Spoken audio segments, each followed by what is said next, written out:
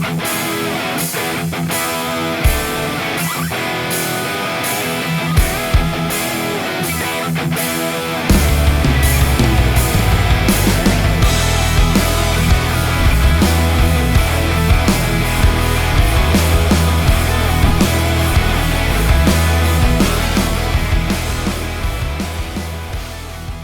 welcome everybody to our new rugby show called the 22, where we'll be talking everything CRU from the previous matches and the upcoming matches. For our first episode, we have our GM, General Manager for CRU, Eddie Galele, joining us on our first episode. Bro, how's it been? Oh, it's been good. But thank you for having me. It's been good. The crowd's been good. Players turning up, rocking up, testing the waters, getting some mileage into the legs. So yeah, pre-season's been really good for us. Yeah, thank you. First up, very unfortunate, Defence Rugby Union won't be joining us again this year. The ban has been extended. Could you elaborate more on that? Yes, really unfortunate. The suspension has been extended due to a particular incident that happened during the Rhino Tents back in December here. The clubs have voted, and we're going to have to stick by what the clubs want. And majority requested that the suspension extends. Having said that, we at CRU are working with Defence in close collaboration with the executives to ensure that all the criteria that's met, all the criteria that's been set has to be met before they re-enter next year. Yeah, and I think that should be set as a warning and awareness to all other clubs as well, that we are responsible for our crowd's behavior, our supporters. Is that most cases likely? Yes, definitely.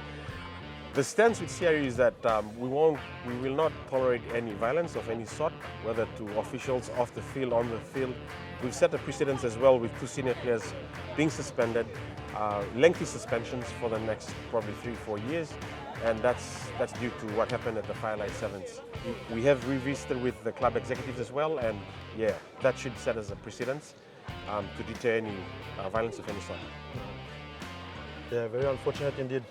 Well, speaking of last year, we had a very surprising turn of events where Valley Hunters came right through to the grand final. How was that? How was that for you?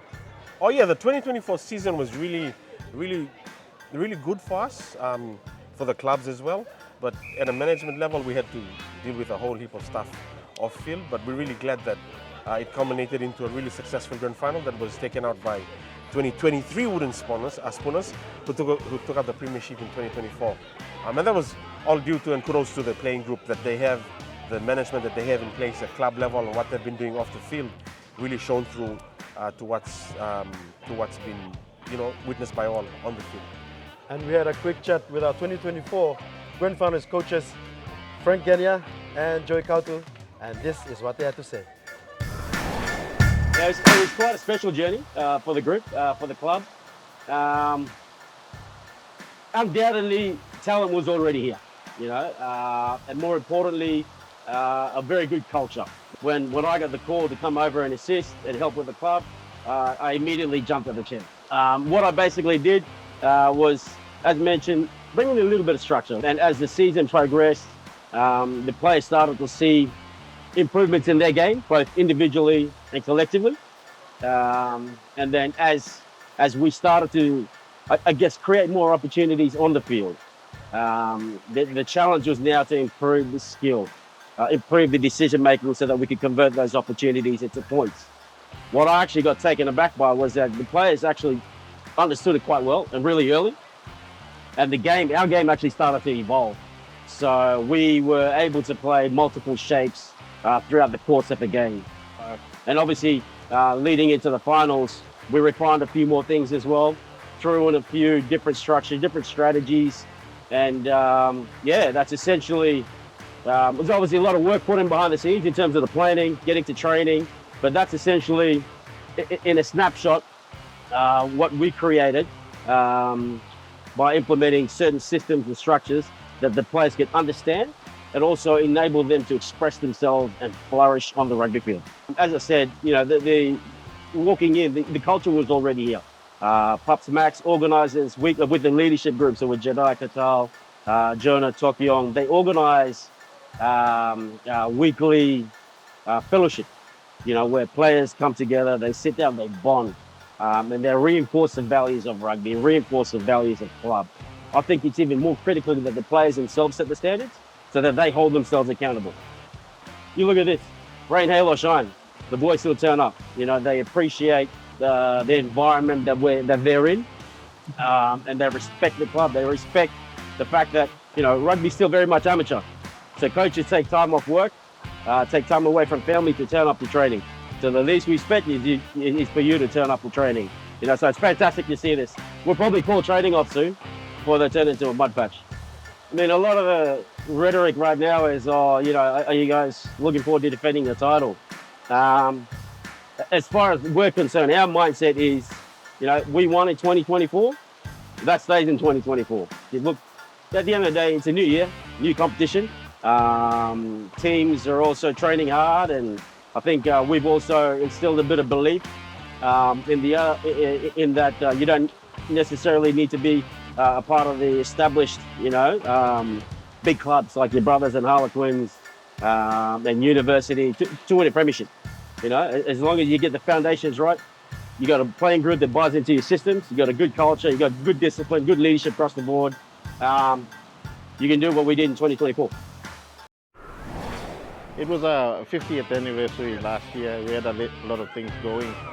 I think the wait killed us, especially we used to the 1 week wait. We ended up waiting 3 weeks for the grand final, and it sort of dampened our preparations. I mean, they were the outsiders. They had momentum coming in. They beat all the other teams, the Harleys and Nova coming in, so they had a good momentum behind us. Like I said, we rested for 3 weeks, and yeah, we couldn't. Once we were on the back foot, we couldn't come back. But yeah, it is what it is. We're coming back, and make sure this year, we're competitive. Yeah. We got a good junior group of juniors coming up. We got about 4 teams in under 20, and that's the biggest nightmare is to trim it down. But yeah, we've unlike other years, we got a pretty good batch coming through, and we look to have a big 2025 season, not just for Premier but across the board. And first and foremost, I just want to say thank you to formerly Kramer Senko, now Kramer Asia Pacific. They've rebranded, our major sponsor for the last 12 years.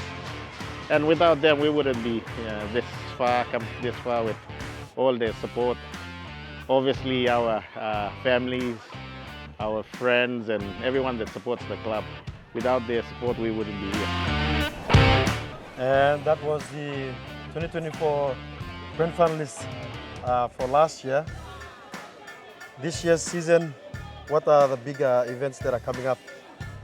Well, for us, firstly, it's the start of the season proper, which is scheduled right now for 5th of April. And that should follow right through to the end of the season, which will be on September the 6th. The other big events would be the Vodafone Friday night football games, the wrap rounds as well. We're looking to continue on from the good work that was done with the Morobe Hammerheads and Port Moresby Boromas clash as well. Besides that, we just really want to cement down and get CRU running to a level where our clubs can take away an experience that can build them not only on the field but off the field as well. Yeah, thank you, Eddie. Coming up for this weekend, here are the draws.